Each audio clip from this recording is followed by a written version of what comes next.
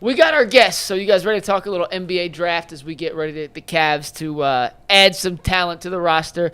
We're going to bring in someone who knows the draft better than all of us combined after a quick word. He better, because we're talking about second-round picks. He does. Yeah, we don't Trust know anything me, he about does. it. If you guys haven't heard of Buckeye State Credit Union yet, meet your new favorite financial partner. Buckeye State Credit Union is a local institution offering everything from checking accounts to home equity lines of credit and auto loans with some of the lowest rates in Northeast Ohio. Their Cleveland branch is in Shaker Heights, which is one of the 5 locations across the state, making it easy to find one near you.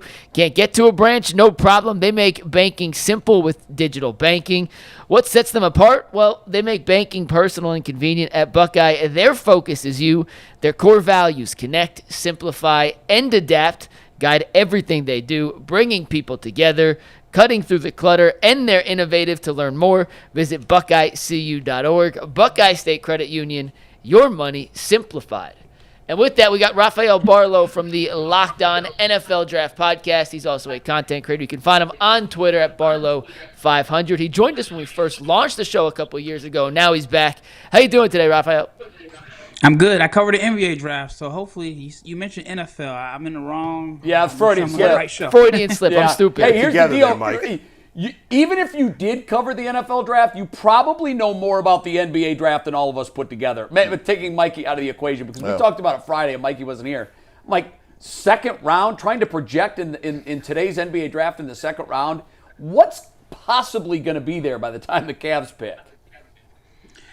I think there's actually some guys that could possibly come in and help. This year's class is a little bit different. There's a lot of seniors, and with the whole NIL thing, a lot of the freshmen, if they didn't feel like they were locks to be within the top 20, they decided to go back to school, which left the door open for a lot of seniors and experienced guys to come in and be drafted. So I do think that at 49, there's a chance that you can get someone that can come in and help. I know it sounds crazy because your first round pick last year didn't really get an opportunity, but I do think it is possible to find some help this year. We look at it. Are there some, are there guys that are in the European ranks that could sneak into the second round of the draft? I know before people used to stash a lot of people in Europe, getting an opportunity to play, and they would kind of redshirt them. Is there any European guys that could possibly fall into the second rounds that we should have our eyes on? Yeah, there's a few. Well, as far as center depth, I think that would be like the Cavs' most glaring need. I don't know if there's an international center in the range that you're in that would fit that bill. More so guys that could be like 4 or 5-ish. But there's a guy named Bogo Markovic from Serbia.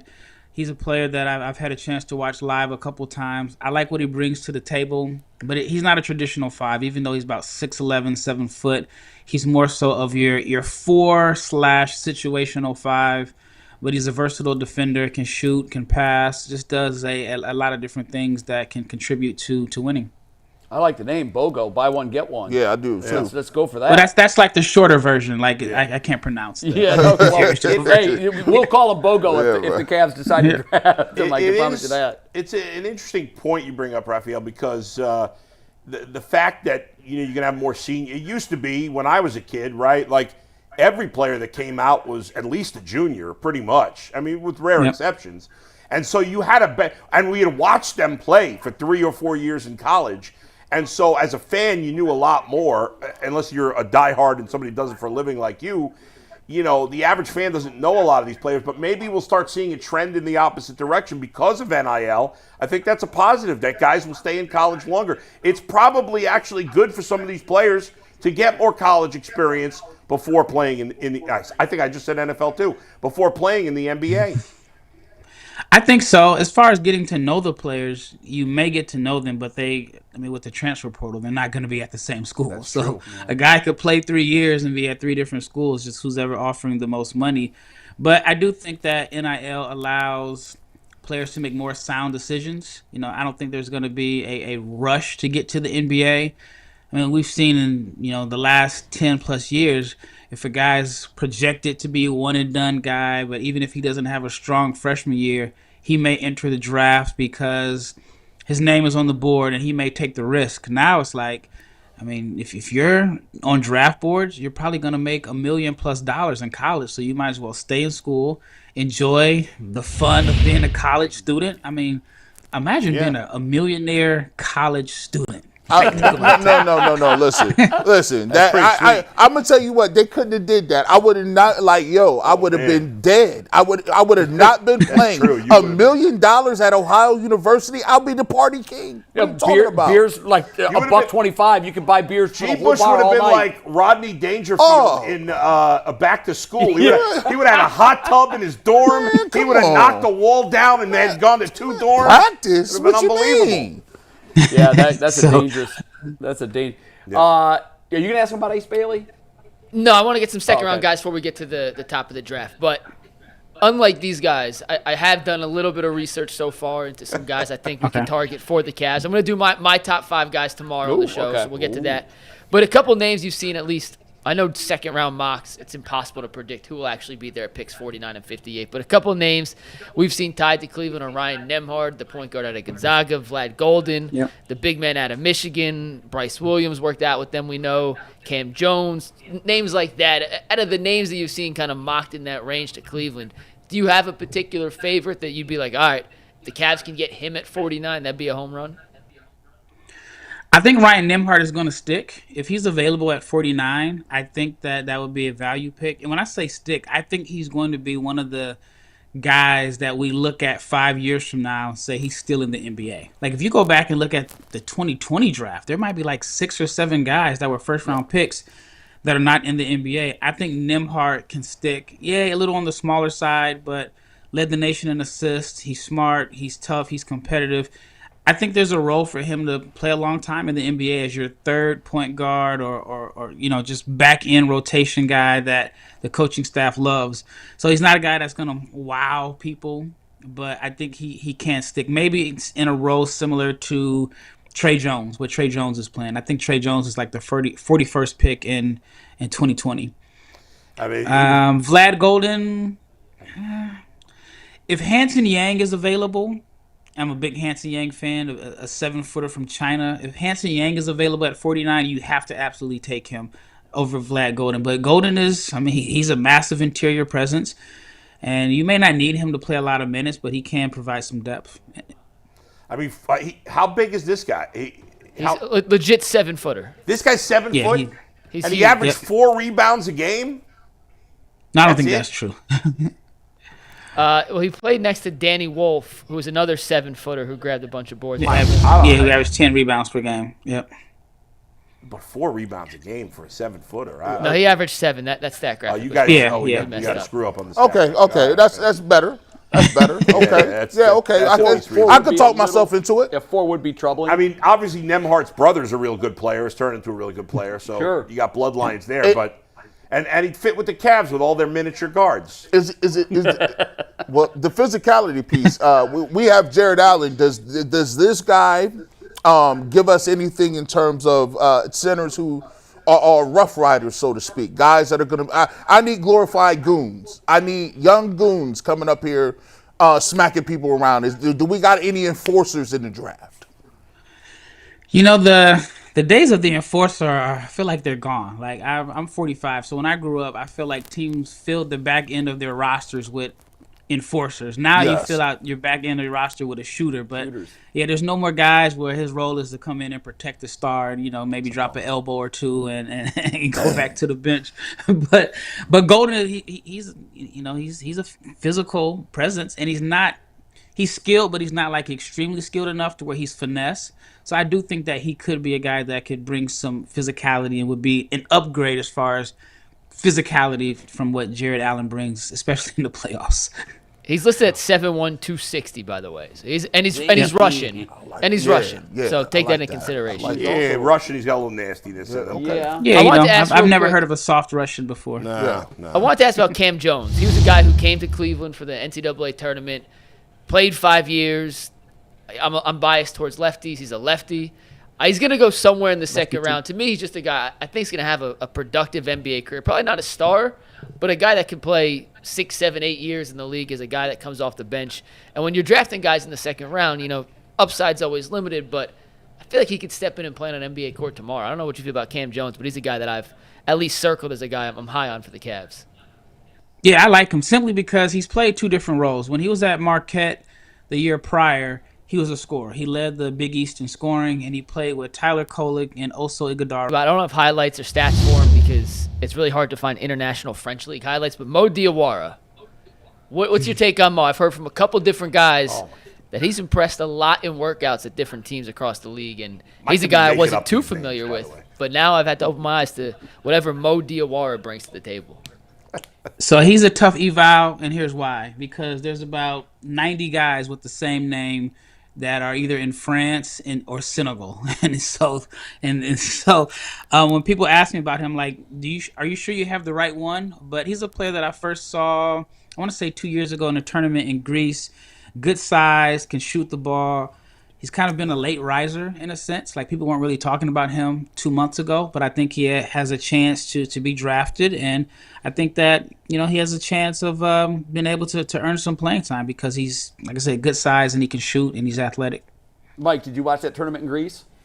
No, but we are talking about the same guy because we're talking about the French guy. We are talking about the French Mo Diawara. We're on the same wavelength. Well, my guy got automatic credit when he says, I watched this tournament in Greece a couple months ago. I'm like, okay. Well, Rafael travels the world, right? If I remember correctly from your Substack, he travels the world doing all this. He knows all these guys. Yeah, I do. No, that's awesome. Yeah, I mean, I've been around the block a few times. I want to ask you, Rafael, about a guy that we actually had an interesting conversation in the text chain last night, I think it was. Somebody threw Ace Bailey in there. I knew G would love him. Mm-hmm. Yeah, he's kind of I don't know what to make of the guy. Like, I just thought his presence, along with some other good players at Rutgers, they'd be a pretty good team. They were not. They were not a good team. 2 of the 3 top 3 picks, and they stunk. And they were awful. And I don't get it. Yeah. And now, how do you see him translating into the NBA? What is he going to be? So as far as Rutgers, I've talked to different coaches, and everybody will say that they were just awful. Like, they did not have Big Ten caliber talent on the team around their 2 guys. And so if you take basically someone said they had like NAIA guys. I mean, they were being facetious there, but they were saying that they just didn't have a lot of talent. College basketball is getting older, despite the fact that both of those guys should go in the top 5. You're seeing guys like we just mentioned, Cam Jones. You mentioned Vlad Golden. These guys are 23 years old, and they've been around, and Rutgers just did not have a lot of talent. And they were relying on 2 freshmen, and one of them is only 18 years old, to try to win games. And the Big Ten was, it wasn't the best conference, but it was one of the top deep. 2 or 3 conferences. Yeah, so, but it is disappointing, and I understand, like, from the outside looking in, it's like, we're going to take 2 guys high that couldn't play 500 basketball. But Bailey is extremely talented. He's got good size. And, there's a reason that people liked him and thought that he had a chance of being the number 1 pick coming into the year. Cooper Flagg kind of shut that door pretty early in the season. But there's a lot to like about Bailey. But he is polarizing because he's extremely confident. And sometimes, confidence leads to some questionable shot selection. You guys are in Cleveland, so you've seen all the comparisons to Shedeur Sanders that people are trying to make parallels there. I think it's a totally different situation, but I think Ace is going to be good. It's just right now he's, in my opinion, and just based off of what I've been hearing, his camp is willing to take the PR hit to get him in the most favorable situation where they think he can develop and be able to play, just be able to play free, as opposed to going to Philadelphia where they're probably in win now mode. You have a coach that may not allow him to, to make some mistakes. He may, if he takes some bad shots or he misses an assignment on defense, he may get a quick hook because Philly's trying to win. While if he goes to Washington or Brooklyn, that he's going to get his 30 minutes per game and the opportunity to develop. Man, when was the last time a player wanted to go play for the Wizards? Yeah, not very often. Alex Sarr, last year. Alex Sarr. All right, there you go. He didn't want to go to Atlanta. Let me ask this. He didn't want to go to Atlanta. Rafi, I'm gonna ask you this. This is kind of like not really an off the wall question, but we got Evan Mobley here, right? And obviously, you watched Evan Mobley a ton in the draft, and you kind of was able to see his development. What's his ceiling? Because we looking at it like he was Defensive Player of the Year this year. here we feel like he can get to a level where it's like, hey, you can win a championship with Evan Mobley being your best player. He's averaging about 19-8, at 19-9. What is his ceiling to you when you watch him, and how his development has gone from when you saw him to what he is now? And do you think he could take another step? Yeah, he's still young. I guess the question is he best as a 4 or as a 5? And I know I had some questions or concerns if him and Jared Allen could play together, which, I mean, they were obviously really good during the regular season, and it was a different story in the playoffs, but Mobley's extremely skilled. I would like to see him get a little bit stronger. I think he's probably a little bit more dangerous as a 5 because he's a matchup problem. But I think if he continues to make the strides that he made this past year, continues to improve as a shooter, and just, I guess, being consistently aggressive and assertive, I think that's the next step for him. Rafael, let's wrap it up with this. I'm curious, as someone who's around the game all over the world as much as you are, there's been a lot of talk about how the foreign players, and we're seeing more and more like higher percentages of foreign players in the draft, and we're seeing that those guys, the talk is that those guys are being coached better in Europe because of the AAU basketball here is all about playing games and not about practicing, and that I've heard a lot of former players talk about how they hate the AAU system. And what do you make of all that? Is this truth, or what is the truth on that situation? Yeah, I mean, some of the points are definitely valid. There's a lot of good in AAU, but I think it's just more profitable, or gets the algorithm moving if you bash it.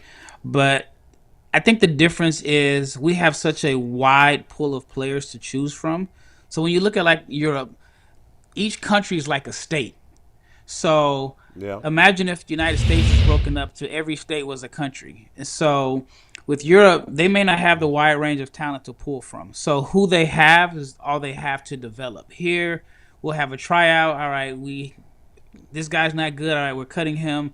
Or if you are in one of the major sneaker circuits and your team loses 3 games in the first session, you're worried about losing your contract, so you just cut kids and go bring in another group of guys. So you don't really have time to develop, and kids are like, I live in Texas, and we have kids that live in different states that are playing on Texas teams, and they may come in for a day. And so I do think that has had an impact. However, we're still winning gold medals. So, I mean, the games are a little bit closer than they were in like 92, but we're still winning. But I do think that the European model is a little bit better, but just because they don't have the wide range of talent to choose from, so they have to like really focus in on developing what they have. Or we can just say, this kid's not good, let's cut him, let's go find somebody else. Interesting. All right. Well, hopefully we'll get one of those treasures in the second round. It'd be nice. It's going to be tough, but we'll see. Rafi, thanks for coming on. We appreciate it. You. Very knowledgeable. No problem. Yeah. Yep, thanks again. Anytime.